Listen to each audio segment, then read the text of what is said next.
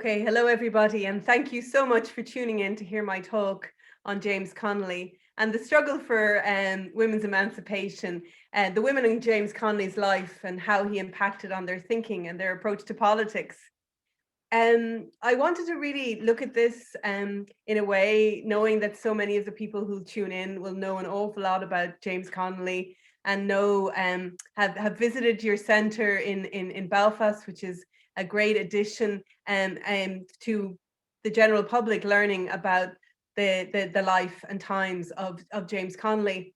And I suppose it is a way to sort of examine this idea and also look at James Connolly's life. So I'm going to try and combine it in such a way that for somebody who is coming to James Connolly, that they'll learn a little bit about him and particularly the women in his life, and then also that the people who are experts might learn something from some of my research looking at the women. For those of you who are familiar with my work, you'll know that the subject is coming from the content of Easter Widows. And for you, I hope that I again bring something new to the story. And also, I'm going to intersperse the lecture with some of the quotes from the chapter entitled Women from James Connolly's 1915, The Reconquest of Ireland. So here goes. So we know that James Connolly was born in Edinburgh in Cowgate. And what's really interesting about the when you sort of walk the streets of Edinburgh and you realize that he literally was born and lived in his early life just under the shadow of the castle on the hill. And so he was very aware from the earliest age about the dominance and the class structure and where he was from. I know there's been a lot of talk about the fact that he was possibly born in Monaghan, and that was the story that he told himself for many years. The reason I wanted to introduce this first is that I think that ethnicity and his Irishness was essential. So even though Greaves found his birth cert that he was born in 1856 in 1868 in Edinburgh, it was really important to understand that there may have been a connection back to Monaghan, and that the idea that he believes that he was born near Clones is important, because I think that we don't really fully sort of grasp sometimes of the fact that even though people had emigrated, that they were traveling back and forth. And I think that it was essential really to the story of James Connolly that he himself had this sense of being an Irish man, not an Irish immigrant. And so what I think about that is that because he actually continued throughout his life in all of the registers on ships, manifests, in the census both in the US and in Ireland, to use this the idea that he was from Monaghan is very essential. And then I wanted to also talk about how his mother and who she was, because I think that anybody who has a relationship with women going for the rest of their life, it also always stems from the relationship that they had with the first woman in their life, and namely their mother. So Mary McGinn was marrying in Edinburgh in 1856, hence the slip in terms of the birth date there. And he was the third child born to Mary and John Connolly. They were both 23 when they married. We know that they were married in a private house in St. Giles in Edinburgh, coming from their marriage certificate. And that John Connolly at the time was an agricultural labourer. And then in the 1871 census, we find them living outside Edinburgh and then back later on in King's Stable. But it's not clear that did she work again after marriage. It doesn't appear that she did. And his father worked for Edinburgh Corporation as a manure carter, and so this was a sort of a more stable job. And of course, when it became available later on at the time of his marriage, James actually for a while worked as what was known also as a dustman. So what we know of him is that he worked as a baker's apprentice from the time he was in his early teens at 13. So he had a life where it was very important that he would contribute to the family, and he also was very much somebody who we understand was self-taught, so we have no record of his education at all.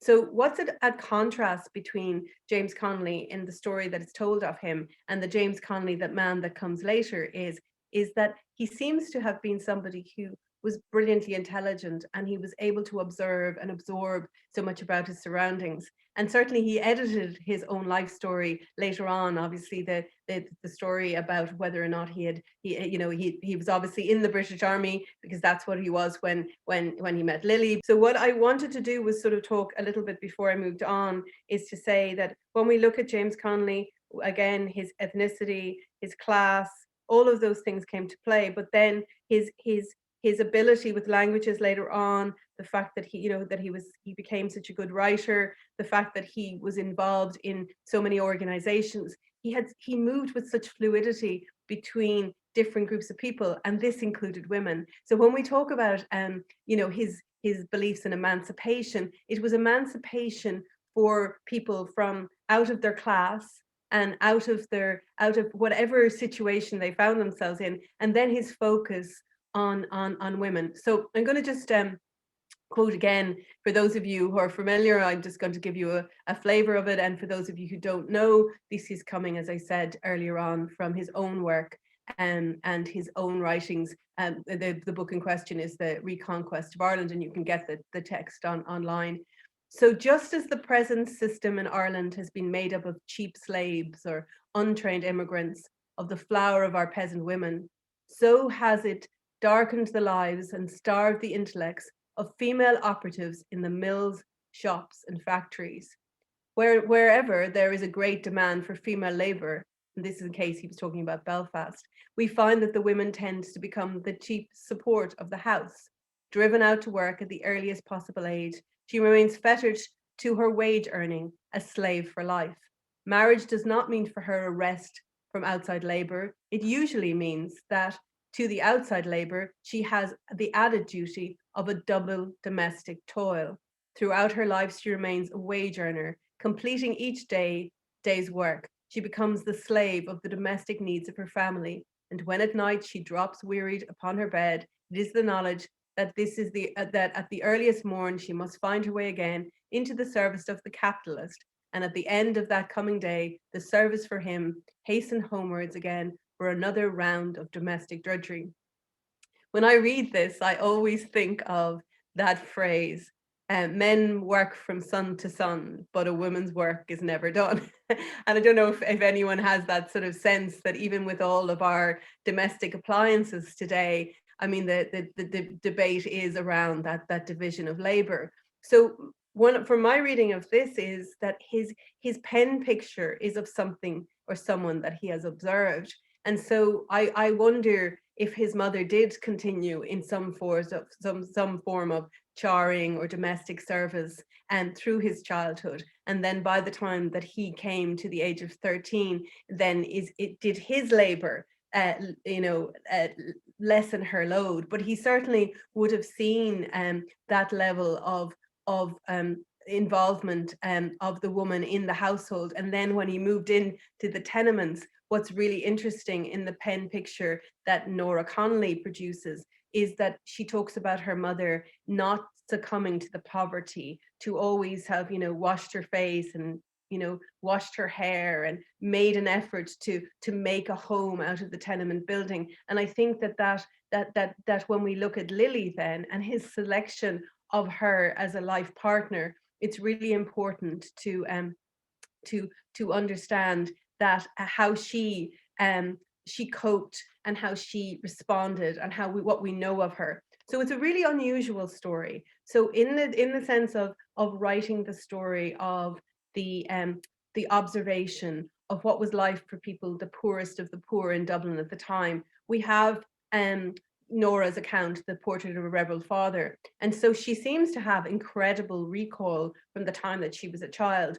Or it's perhaps a dramatization or this idea that it's a sort of a part memory, part recreation type story. I like to think that she had a phenomenal memory and that she could remember all that detail of the conversations that went on.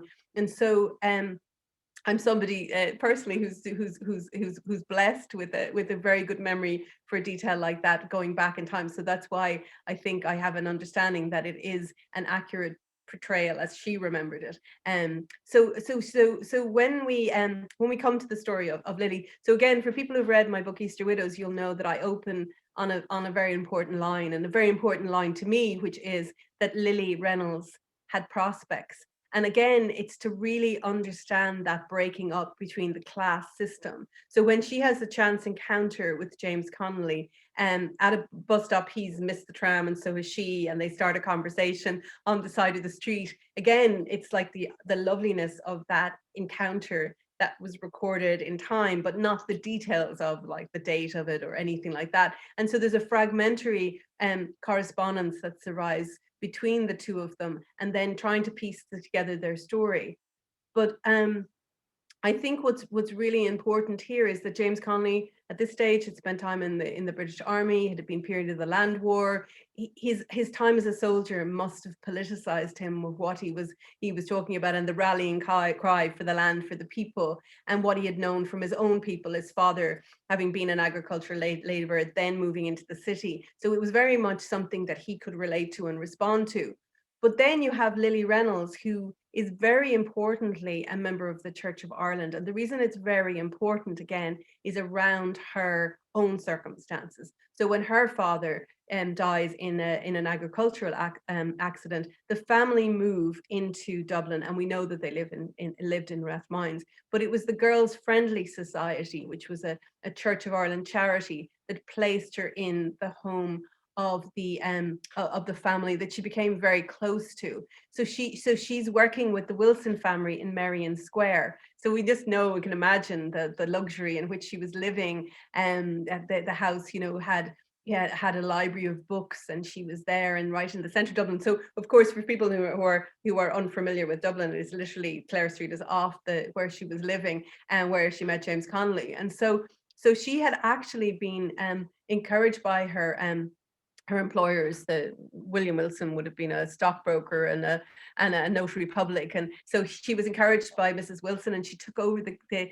teaching of the younger boys. And of course, they would have had a governess, probably somebody who was instructing them in French for the main classes, but she was given the status of that. So she obviously went from nursery nurse to more in the family. And the story is according to her daughters that she became very close to Mrs. Wilson. They exchanged confidences like mother and daughter. So again, this is really significant. This is somebody who's treated in a very respectful way within a domestic service setting. So later on, when Mrs. Wilson, sees that she's back in Dublin, sees that she's now living in a tenement, and after a period in Scotland, and then gives her money for one of the children. It was when Ina was born, and James is very angry with her for accepting this charity. But for her, it was from somebody who had literally been like family to her. So this is the first time we sort of see the division of the fact that she had been in this comfortable setting, and the fact that she had, married somebody that, like James, to Mrs. Wilson. She was going down the social ladder. And so what's very important to remember here is that their correspondence, it appears that Lillie went to Scotland on the sort of the suggestion of being married, and that when she arrived, James was sort of taken aback that she had done this. So again, we have somebody who is very, very confident in their own decisions, who actually leaves another country. And so when we sort of look at that, you think, oh, did she, was he misrepresenting the way that he was talking to her? And again, thinking about James Connolly, we know in a later period, you're thinking, what is this? Now, at this point, he has left the army. There's a suggestion that he has deserted, and he's working in the political sphere. His brother has become involved in socialist politics, and he's now become really involved in agitating for workers. So he basically moves within Scotland to sort of follow the agitation, as it were. And so he writes to her and says, "So my love, your unfortunate Jin is now in Dundee, and is very near to the girl he left behind." So she arrives in Perth, and then he moves to Dundee. And so what happens is that he says he can't meet her because he doesn't have the right, he hasn't the money, or he doesn't have the right clothing, and he can't go to see her. And it's like as if, he says, that he's as far from her as if the Atlantic had divided us. So just to explain in terms of why this is important is that eventually Lillie gets to the point where she doesn't hang around anymore. She ends up in London. And so they start the correspondence again, and bit by bit, it comes to the point where they decide to go ahead and get married. And so we have someone here who's very independent of the time.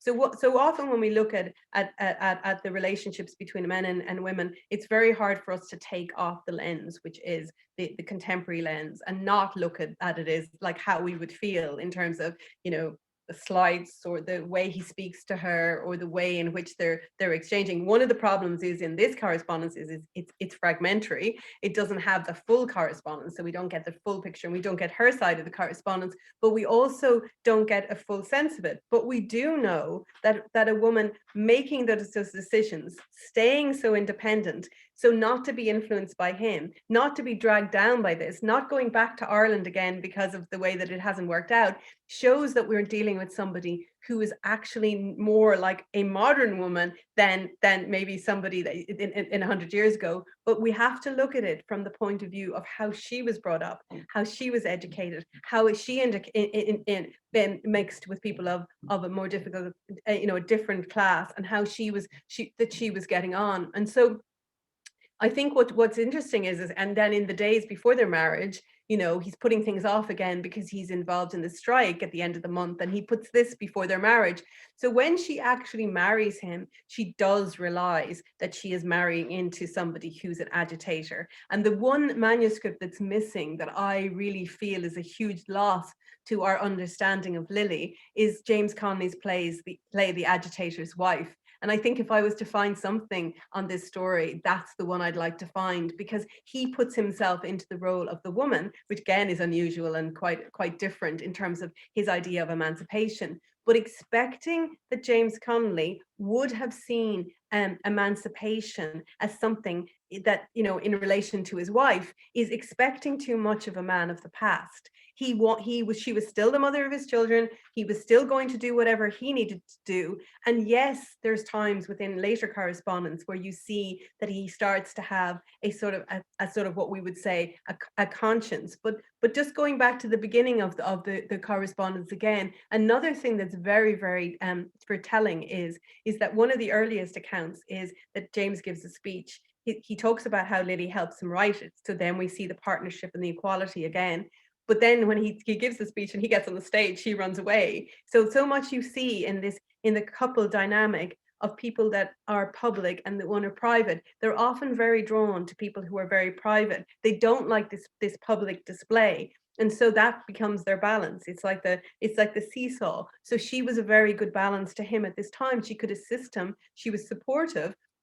She knew who he was. She wasn't led into this as some young innocent who didn't know what she was taking on. She definitely did. And so you have huge respect for her in relation to this relationship. So the emancipation element of it is that he did treat her in many ways like an equal, but he wasn't going to be able to change the fabric. And sometimes of what it was, the role of women and the difficulty for women at the time. And so one of the things that sometimes when we read the source material, the idea that he writes a book on women and he has these aspirations, he's trying to make a revolutionary change. He's talking about this is the ideal. He does have a real handle on what that is, but at the same time, he's not going to change his relationship with his wife in relation to it. He's going to be a man of his time. And so in the first 4 years of marriage, the couple had moved 5 times, and they had no security of tenure. And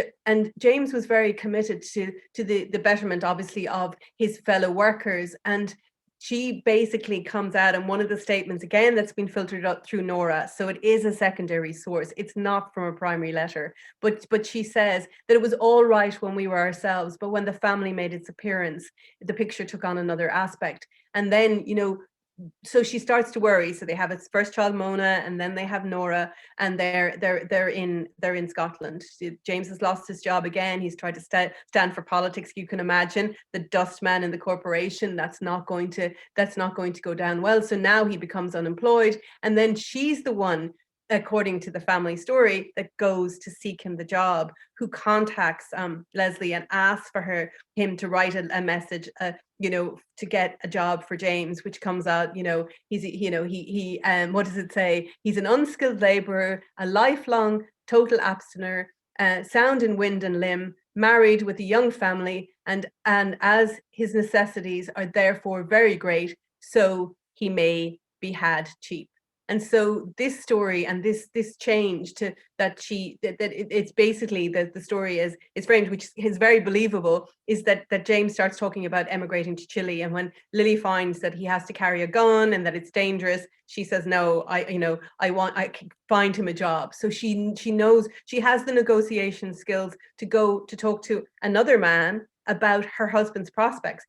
Exceedingly unusual. That is just somebody who's got such confidence. Now, this may be a fabricated story to actually explain how this ad has to go in the paper. He's literally somebody who has to be hired. But I don't think so. I think we're dealing with a very unusual couple. So they end up moving, as we know, and I've already explained, into poor accommodation. They're in the sort of the tenements. They move from Queen Street in Arran-Key, and a little bit better, they go to Charlemont, which had a mixture between tenements and other housing. So it's not as bad an area as some areas in Dublin. It's not as bad as it could be. But of course the money becomes slow to come in, because anytime there's any difficulties, the people can't pay their subscriptions. The society turns out to be small. We hear the voice of Lillie all the time going back to her saying, how can we survive? She's dismayed. And she says that they promised it, James. Like, she can't understand that their circumstances isn't being taken in and factored in. And so there's a slight naivete there on her part in terms of her expectation. But I think that this stage, it's still sort of within the early period of the marriage, and she's still trying to make her way in that understanding around the life that they're leading. And then he said, but if they haven't the money, they can't pay me. And so she has to do the practical things. She has to ration. And what we see later on is that she actually doesn't tell him things, as many of the women didn't in that situation. They basically went into cooperative movements within the tenements. They basically pooled money. They had what we would now even have used in more recent times, like they would have had Christmas clubs where they would have saved for each other. They pawned materials so that the money, it was almost like the sort of like an internal sort of credit union set up where they had an amount of cash, and it was given to the most needy person. And they were very egalitarian in this group of women who supported each other. And so, but the thing that's interesting to me in this reading of James Connolly is that she could not tell her husband that. It wasn't the same transparency that you would have expected from Lillie Connolly with James. So again, it's like this idea that she had to be resourceful,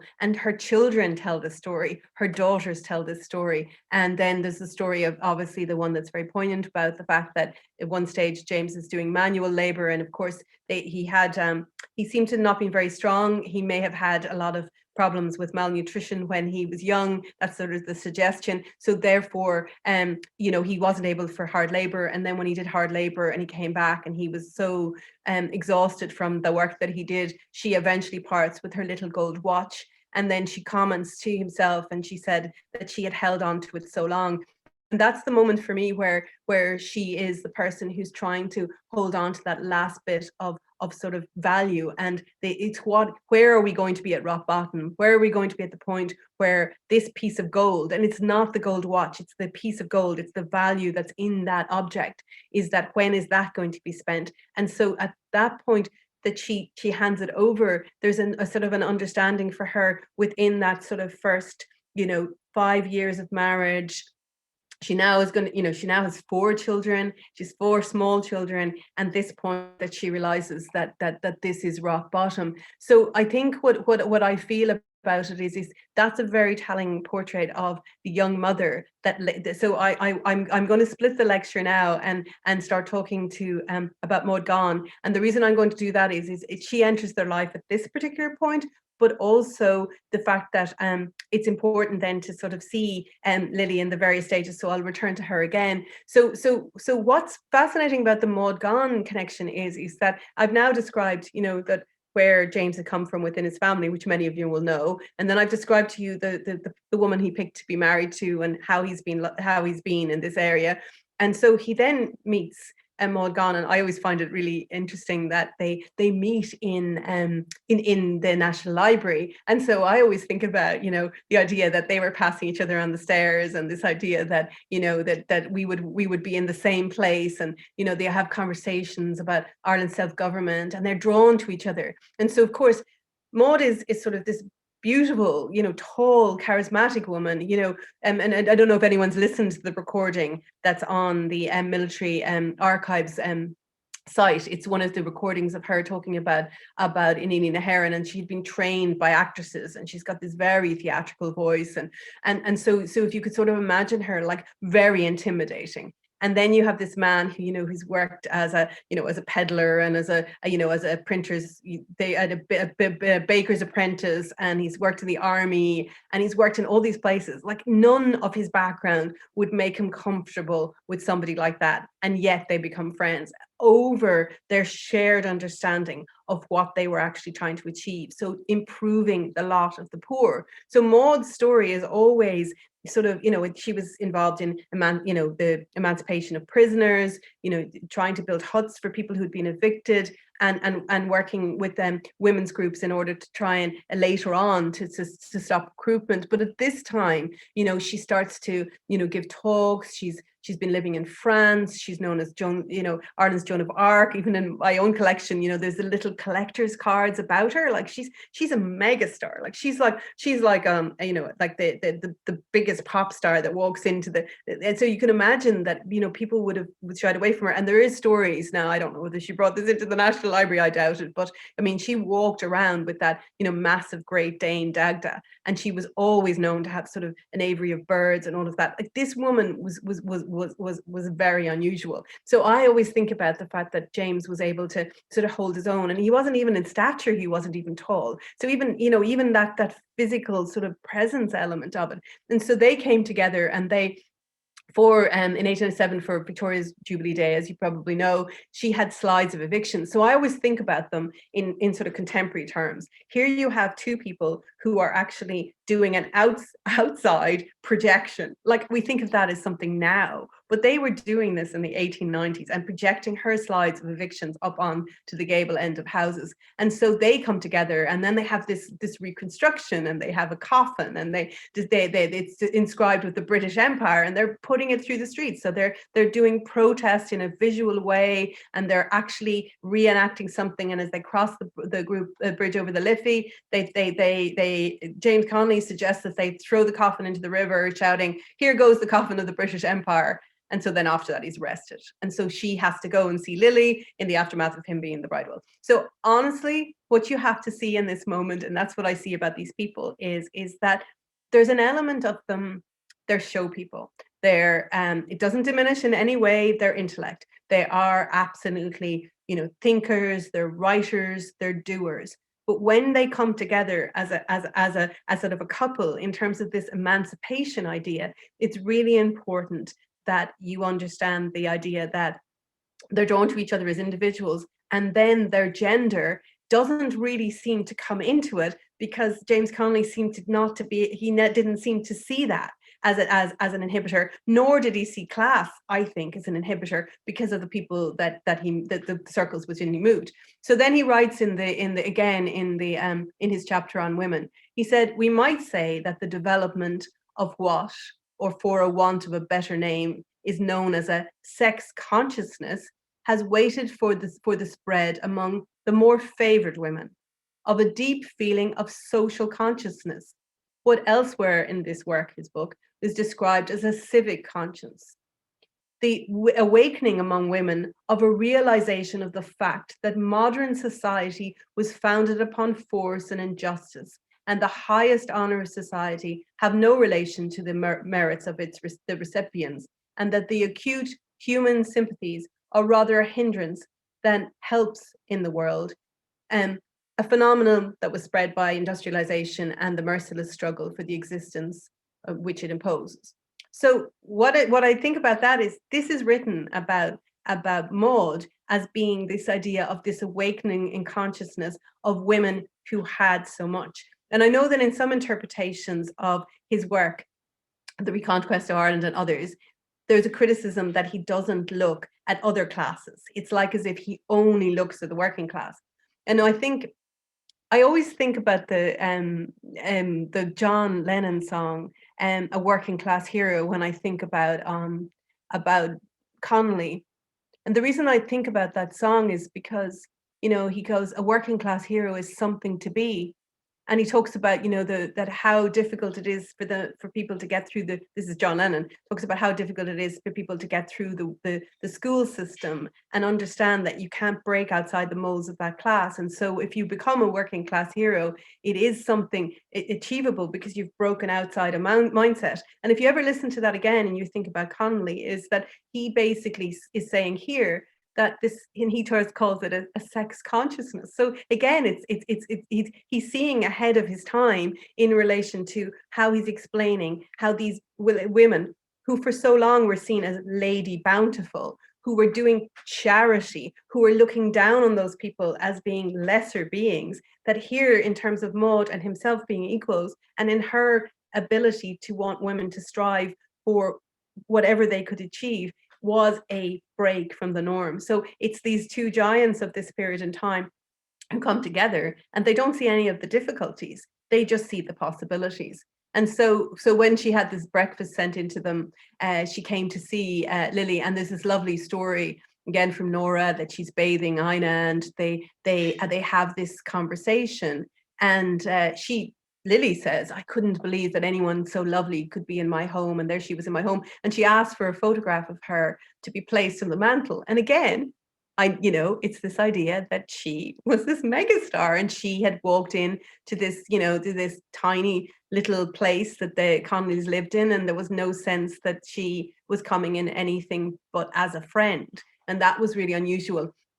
And then she said, they have this discussion, and this again comes, from Maud's account of it. And he said that Lillie said that he cares nothing but for the cause.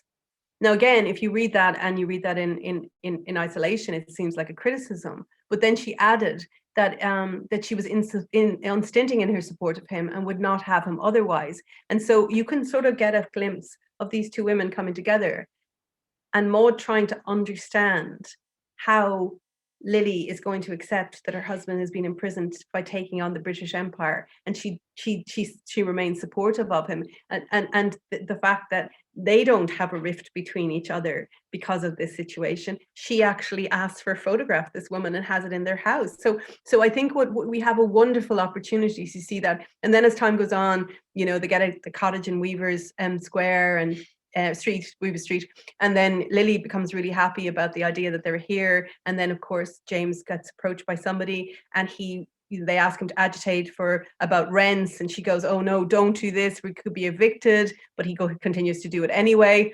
And then you have this wonderful piece, I think that comes from much earlier, where James Connolly was asked about, what was his business. And this woman says, "How much do you know about revolutions?" I think it was like a call in a speech, and he said he told her that his business was revolution. And I always think about this idea that you just shake his head and you think, how is it for somebody who is married to somebody whose business is revolution? So I often think that there was always that sense hanging over that marriage of, when was it going to escalate? When was it going to be long-term imprisonment? When was it going to be something that was so profound and changed? And of course, there's the constant moving that continues. And but at the same time, she had that real admiration of what he was trying to do. And Maud and James come together, and they try to avert a second famine. And how they do that is that they go as sort of journalists to report on it. Maud produces a pamphlet about what the Pope has said about how wrong it is to take land when people need it and starving, the rights of property. It's Clement I, and they distribute this, and so they're learning about the sort of the subtlety of propaganda on a level that again is the way we would approach it in more recent decades. So they their sixth child was born in 1901, so recorded, and they are now living in Pimlico. They're still in Dublin, and as I said earlier, the importance really here in terms of how Lillie brings up her family is that in this way that she doesn't have any children that have died, and there's been, you know, that she hasn't suffered the loss that so many people did at the time, but that was an understanding of the, you know, hygiene and living conditions that she had from having worked in the domestic service. And that, well, we suspect that because a lot of the deaths now have been linked in more times to maybe a form of carbon monoxide poisoning, perhaps, in terms of ventilation. And this really interesting talk around the illnesses that children had at the time. So what's really important here is that James goes to America in 1902, and he's promoting the Workers' Republic. And there's a fantastic photograph of him actually, you know, talking and electioneering in America. One of the things that's really important, again, in terms of how you know, the fluidity for Connolly in relation to how he was presenting and how he was looking at this time, is that he dressed in a particular way. You know, he was always suited and booted, and he held his own in these. And then, as you said, even in terms of how he projected himself and how he was seen. And then this is when he was in America, and there's this really sort of poignant story about how he missed Christmas and how the children were waiting for him and the gifts that he brought back. And so when he returned home after that particular stint, he went on to stand again for election, and the children are now old enough and they start to help him with his electioneering. And so we have this interest, particularly from Nora, in what her father does, and Mona also. And so when he's talking about going, you know, back again to America, Mona, the oldest girl, asked to go with him. Now the story is that they didn't have the fare to send her, but there's also, you have to remember that it wouldn't necessarily have been suitable for him to be traveling in the places he was with a girl of her age. So that's sort of like the cover for the story. I think that he probably had never any intention of bringing, you know, a child with him. That would have been very, very difficult for him. I mean, he was in working men's clubs. He was, you know, he was out in open air meetings. He was staying in, you know, boarding houses. I mean, it was a very much a sort of a life that wouldn't have been suitable for a child. So this becomes the story because he calls the family to come out to him in 1904, but it's very poignant because he when he goes to collect them, the family can't get collected because he's suggesting that he's collecting his whole family, but they're missing one member, and he doesn't know, because the information hasn't got to him yet, that Mona, the eldest child, had been died in a domestic accident. And the reason I'm bringing this up in the terms of the emancipation element of it is it's a very important story for women of this time, and that is that emancipation in the context of a child becoming doing adult activity in advance. So even though she was really still very young, she decided that when they were waiting in a house of a friend, that there was nothing to do, and so she took on the job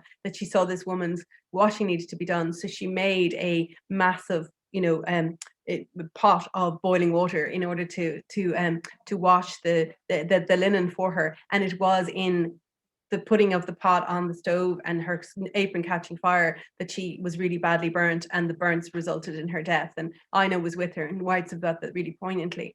But what we need to see from the time about it is that it's this independence of these younger women, the Connolly children, who have observed the situation in which they find themselves, that leads her to take this action. So they're, as I said, they're a family of doers. And so I'm sure that it was very reflective for the parents in relation to the context of this, is because the idea being that they lost a child in tragic circumstances, and that affected them as a couple from that point onwards. So there becomes a situation with Connolly where he has a real sense of himself as bound to the family. And so the idea that Lillie, when they spend time after this tragedy in America, she doesn't want to return to Ireland. And then there's a tussle in a lot of the correspondence where James wants to come back, then he says that she shouldn't come back because his family are happy in America, but then he comes back. And so she doesn't want to come back to Dublin, even though her brothers are there.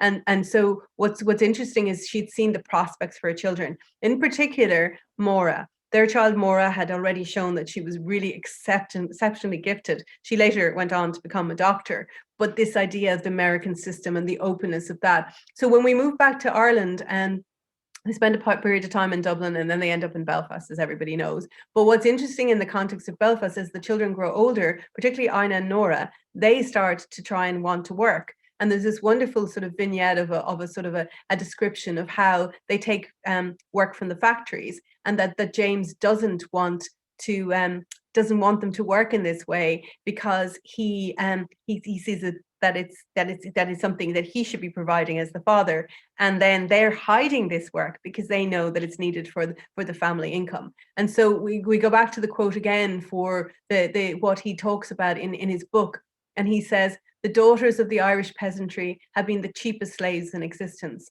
Slaves to their own families, who were in turn slaves to all the parasites of a landlord in the gombeen-ridden community. The peasant, in whom centuries of servitude and hunger had bred a fierce craving for money, usually regarded his daughters as being sent by God to lighten his burden through life.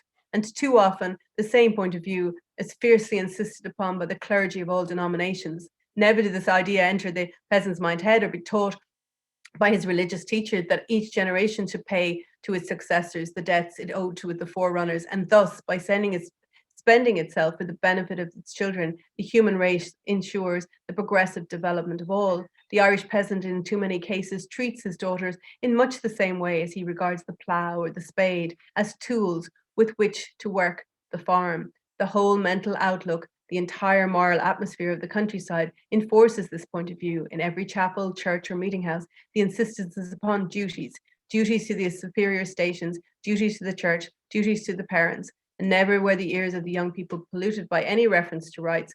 Growing up with this atmosphere, the women of Ireland accepted a position of social inferiority."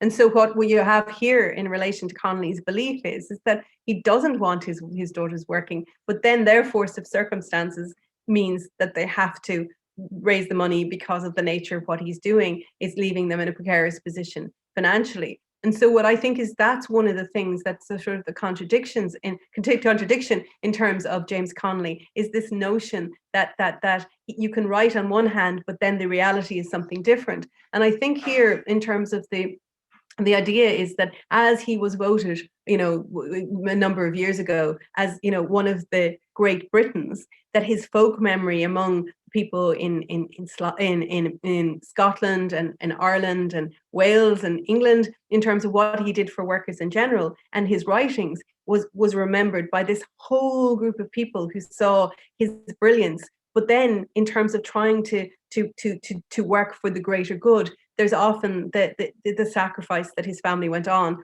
And then later, when he's imprisoned for his involvement, where he goes on hunger strike, and when he's imprisoned at a later period, the correspondence with the family is that he wants Lillie to explain to Aideen and to Maura that what he's doing and why he's doing it. And so he's really, really trying to get them to come on board with what he was doing, but they had seen potentially the difficulties within the family unit because of what their family did for other people. And so because I included it in it, and there's more in that particular chapter about women, about the women of the mills and that. And so the Winnie Carney's relationship with him is really interesting. He was looking for a young woman to represent him and to be working with the mill girls and have that person. He approached Helena Maloney first, but she was in Dublin working at the time in the theatre, and she had been involved in the Inine Naharan magazine as editor and was very involved in the labour movement around Liberty Hall. So he finds in Winnie Carney this sort of younger version of himself, and who's very committed. And in many ways, she's the one who probably embodies most of the emancipation for James Connolly, in the way that she stands for election and obviously in an unwinnable ward in 1918. And so she's a really interesting character. And the fragmentary letters that we have from her is the way that he speaks to her. At one stage, she obviously is listening to Nora, who's potentially saying something about her father, and he just says, "You must view Nora on her merits." He doesn't want her to have that filtered information that's coming from him. It's about him and her working as equals in sort of almost in isolation away from the greater group around him. So he invested hugely in individuals, but that didn't diminish his relationship in wanting his children to take part in the 1916 rising. And Aideen and Maura obviously remain with their mother in Countess Markovich's cottage overlooking Dublin, and Roddy and Ina and Nora take part. And so that's the division within the family that's really interesting. And then obviously her and his involvement with Markovich. And Markovich is very similar to his relationship with Maud Gonne. It's also a woman of another class. And so what's really important there when you see his relationship and him boarding with the Countess with her in this period of time, and this when he's moved back from Belfast to Dublin and the family then are still in Belfast, is that he again has this connection to these women who he sees as hugely powerful, as huge influencers, who are people who are going to move and propel the revolution forward. And we all know that in terms of it, how he was arrested, because the plan was already in place by the military council, and he was trying to plan his own revolution, and how he marched every day, and he was saying things outside Liberty Hall like he was playing a game of wolf, so that they would see that they were announcing a revolution today, and that when it didn't happen, it would one day would happen, and then they would think it was another practice run, which I think is so clever. And so what I think about it is we were always marching towards revolution, and where his influence lay. So when I wrote this lecture, I wrote it so that it probably was about 4 hours in length. So I'm now running out of time for the conclusion. What I wanted to look at as a sort of a secondary part was that I was going to look at how his influence went into the period after he died, and into how the Labour Party had manifested right through the period. But I suppose what's really important, particularly for the work that I had done, was that the piecing together of the record around women's history, trying to find those fragmentary bits of the story, the part letters, the material that happens around a man's life, which is what you're really talking about. It's really hard to sketch those women in. And one of the things that was brilliant was that there was so much material produced by his family in particular that allowed you to get a sense of the man Connolly, not just the writing or not just in abstraction. And I think that when I was putting together the Easter Widows, I spent a period, now not obviously in my spare time and holidays and different times trying to write, and it took me 4 years of reading about Connolly to be able to put together my chapter. And I think that's part of the reason that I hope that this lecture was something around this sort of the thinking around what when you're trying to find the women's story, about his reactions or his relationship to emancipation and their freedom within the structure, the freedom of thought, the freedom of movement, the freedom of expression, the freedom of love, the freedom of wanting to be who you want to be. And I think we're still learning an awful lot about this generation, this exceptional generation who fought for Irish independence, but also fought for the rights that many of which we just take for granted today. Thank you very much indeed.